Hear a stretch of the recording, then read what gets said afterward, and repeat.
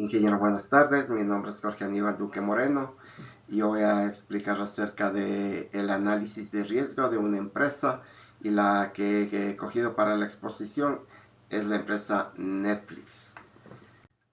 Vamos a explicar acerca de la telemetría de riesgos y madurez de ciberseguridad institucional. Vamos a hacer un diagnóstico operativo y un plan de acción estratégico. Vamos a analizar la escala totalmente colosal del ecosistema digital de Netflix. Hablamos de miles de millones en ingresos, cientos de millones de personas conectadas a la vez en todo el planeta y una infraestructura en la nube que literalmente no puede detenerse ni un milisegundo. Pero claro, detrás de esa interfaz tan fluida que usamos a diario, se libra una batalla constante y de altísima presión para proteger toda esta información. Y para entender exactamente qué está en juego, aquí echamos un vistazo, por ejemplo, a esta multa imponente de 4,75 millones de euros, casi 5 millones. Esa fue la multa impuesta a Netflix por parte de la Autoridad de Protección de Datos de los Países Bajos en el año 2024. Calculados en el famoso GDPR. El motivo, pues documentaron varias infracciones relacionadas con la falta de transparencia en cómo manejaban los datos. Esto nos demuestra desde el minuto 1 el altísimo nivel de riesgo financiero y legal que tiene la seguridad a escala brutal. ¿Cómo es posible que un gigante tecnológico de este calibre se vuelva vulnerable? Vamos a analizar paso a paso cómo está construida esta bóveda, cómo se defiende y, lo más importante, por dónde podría intentar ingresar el atacante. Para hacer esta disección como es debida, seguiremos una estructura rápida basada en la metodología ISO 27005. Veremos el ecosistema, las categorías de amenazas, los riesgos críticos, evaluaremos los controles actuales y, por último, terminaremos con un plan de acción estratégica. La primera parte es el ecosistema de Netflix, o siguiendo con nuestra analogía, la bóveda digital. Esta bóveda invisible es en realidad un entramado de piezas críticas que mantienen el streaming funcionando a un nivel mundial. Básicamente se apoya en la inmensa nube de Amazon Web Services, redes de entrega de contenido y un laberinto de microservicios y APIs. A eso sumémosle las cadenas de desarrollo, sistemas como Jenkins o SpinnAker que mueven código vital y, por supuesto, mares y mares de metadatos y llaves criptográficas. Entender esto es absolutamente crucial, que un solo agujero en esta red tan intrincada no solo corta la serie que estamos viendo, sino que puede provocar una fuga de datos totalmente catastrófica. Como podemos ver, la topología de activos críticos y flujo de datos de la empresa se basan en tres grandes bloques. El primero sería el bloque interno, donde están las cuentas y sistemas internos, el LDAP y el SSO. En la parte central tenemos realmente a la nube de Netflix, que se basa en las APIs, en los repositorios, las bases de datos de los usuarios y el almacenamiento. Y como tercero, un bloque de distribución, el CDN de distribución y los dispositivos de usuario como última parte de esta arquitectura. Pasamos a la segunda parte del análisis, las categorías de amenazas. Es hora de ponerle cara a los adversarios que acechan esta bóveda, y esto ilustra perfectamente cómo se reparten los golpes en la vida real. Salta a la vista que el cibercrimen externo se lleva el trozo más grande del pastel, con un 35% de las amenazas priorizadas. Esto es la parte en rojo. Pero lo que tenemos que tener en cuenta es que no hay que despistarse con el segundo trozo más grande, que es el naranja, ya que los errores internos representan un 25%, o sea, el panorama de peligros no está formado solo por hackers súper sofisticados al otro lado del mundo, sino por el propio factor humano desde dentro. Una mala configuración de alguien que cae en una trampa de ingeniería social puede ser terrible. Dentro de esto también tenemos fallas físicas, que son la infraestructura en un 20%. También tenemos riesgos regulatorios legales, que es la parte celeste. Y también otro 10% en proveedores de cadena de suministros. Para bajar toda esta teoría a la cruda realidad con datos concretos, hablaremos de la vulnerabilidad CV 2024-4701. Fue un fallo técnico detectado en el sistema interno de Big Data de Netflix conocido como Genie. ¿Y por qué es para echarse a temblar? Pues porque los expertos le dieron un 9.9 sobre 10 en gravedad. Es decir, esto permitía dotar código a distancia. En otras palabras, un riesgo teórico se transforma en una puerta abierta de par en par para que alguien tome el control profundo de las operaciones. Y como vemos en la lámina, es por esto que se ganó una multa de 4.75 millones de dólares como sanción. La tercera sección son los riesgos de mayor impacto. ¿Qué pasa de forma tangible si las defensas colapsan? Esta matriz nos señala con precisión milimétrica dónde reside el mayor peligro. Fijémonos, la brecha de datos de usuarios y el incumplimiento legal están clasificados en el nivel más extremo, crítico, y tiene todo el sentido del mundo. Es una combinación letal porque tiene muchas probabilidades de ocurrir, ya sea por un ataque o por políticas incompletas, y su impacto es francamente devastador. Es fascinante comprobar cómo estos temas superan en gravedad a cosas como ataques de ransomware o caídas masivas de la nube, que aquí solo se consideran de riesgo alto. Así que el punto crucial es entender por qué el tema legal pesa mucho. La respuesta está en lo duro que son las leyes actuales de privacidad, como el GDPR europea. Estas normas no se andan con pequeñas cosas. Dictan que las multas pueden alcanzar hasta el 4% de los ingresos globales anuales de la empresa.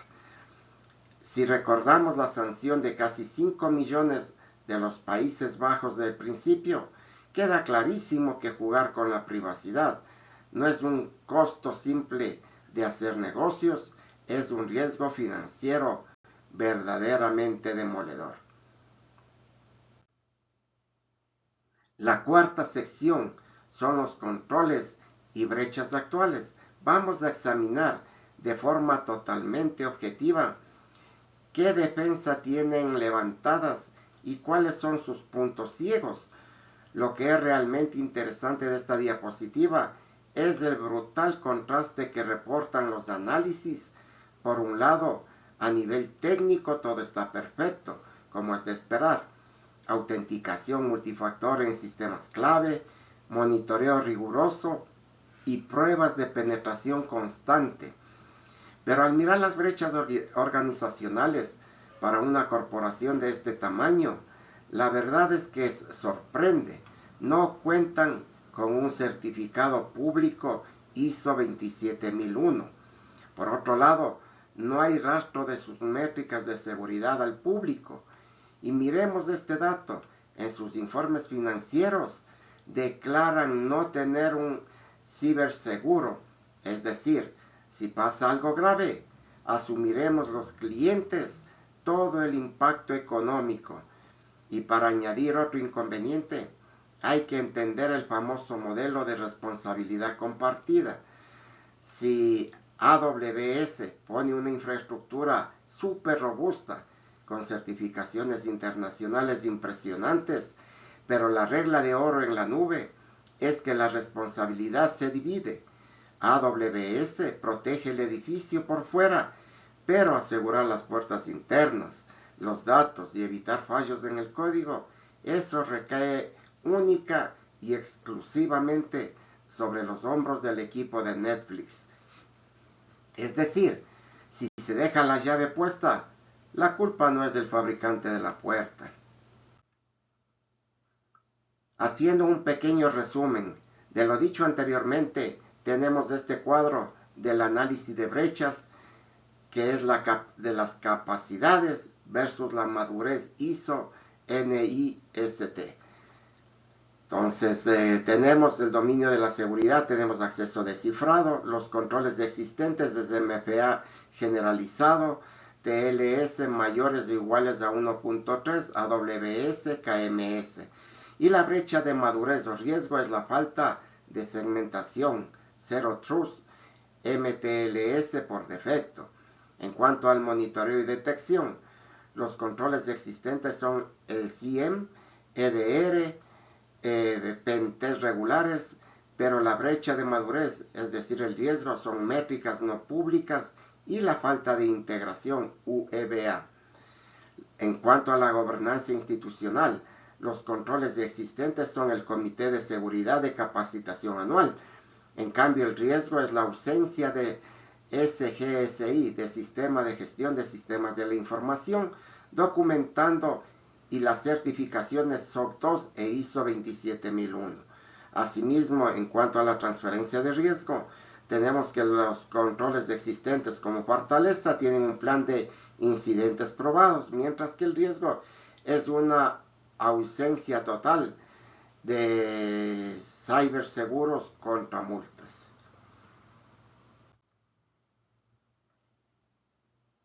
A continuación tenemos el plan estratégico de tratamiento. Este es la triada de mitigación. Este se refiere al pilar técnico, es decir, la arquitectura Zero Trust que hablamos, el pilar organizativo, la gobernanza SGSI y el pilar legal o regulatorio, que es la defensa corporativa. Como podemos ver, estas normativas son diferentes en cada parte del mundo. En América el CPRA es alto, mientras que en Asia el LGDP y el API emergente, es decir, regulaciones locales exigiendo adaptar la arquitectura de nodo de datos por región, mientras que como vimos en Europa, en Holanda va directamente el GDPR es crítico, multas de hasta el 4% de ingresos globales, riesgo ya materializado en Holanda. La quinta y último, el plan de acción estratégico, el mapa de ruta táctica recomendado para blindar la plataforma. Veamos cómo se estructura esto temporalmente, porque el plan va al grano y prioriza la urgencia operativa. Los primeros 3 meses son para apagar fuegos, aplicar parches críticos de inmediato y extender el MFA universalmente. Como segundo tenemos de los 3 a los 6 meses. La cosa evoluciona hacia la formalidad, recomendando auditorías externas y por supuesto comprar un ciberseguro. Como tercero, ya del mes 6 al 12 se buscan metas de madurez con monitoreo avanzado y formación a los empleados. Básicamente, primero se tapa las minas urgentes y luego ya se certifica la fortaleza. Para que este mapa de ruta funcione, proponen medidas súper específicas. 1. En la parte técnica, cifrado fuerte de extremo a extremo obligatorio. usando los estándares más modernos, nada de medias tintas. En el número 2, para pasarse a una arquitectura de red Zero Trust, de confianza cero. Esto significa que los microservicios se tienen que autenticar continuamente en lugar de confiar ciegamente en la red interna.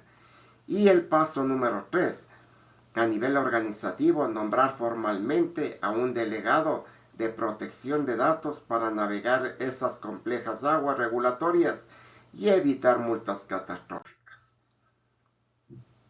Pero claro, en las grandes empresas la seguridad no va solo de implementar tecnología puntera, hay que medirla con precisión casi militar para que sea efectiva. Por eso, el análisis dicta esos KPIs. Estas métricas de éxito exigen un tiempo medio de detección menor de 24 horas ante cualquier anomalía. Luego, un tiempo medio de respuesta para contener el daño en menos de 8 horas. Todo esto respaldado por la obligación de aplicar parches al 90% de los sistemas en apenas 30 días. A este nivel, si no mides tu eficacia en horas, sencillamente no puedes garantizar la protección. Y para concluir, y que entendamos de verdad la magnitud de las apuestas operativas, veamos una cita extraída directamente de las presentaciones financieras de Netflix a la SEC en el 2025. Sus propios documentos advierten que cualquier interrupción podría hacer al servicio no disponible. Así, cuando un fallo masivo en las capas de ciberseguridad que hemos visto no es un simple dolor de cabeza técnico, es un riesgo sistémico que frena en seco el modelo del negocio entero y hunde la confianza de cientos de millones de usuarios de un plumazo. Al concluir, toda esta red invisible de servidores, defensas y leyes nos deja una reflexión de fondo que es absolutamente vital para que podamos disfrutar de nuestra serie favorita al instante, noche tras noche y sin interrupción. Hay toda una maquinaria silenciosa librando batallas contra amenazas externas y presiones legales. Si a cambio de horas de entretenimiento infinito entregamos nuestros datos personales, la pregunta definitiva que queda flotando es: ¿cuál es realmente el costo oculto de la tremenda comodidad del streaming global? Muchísimas gracias. Eso es todo.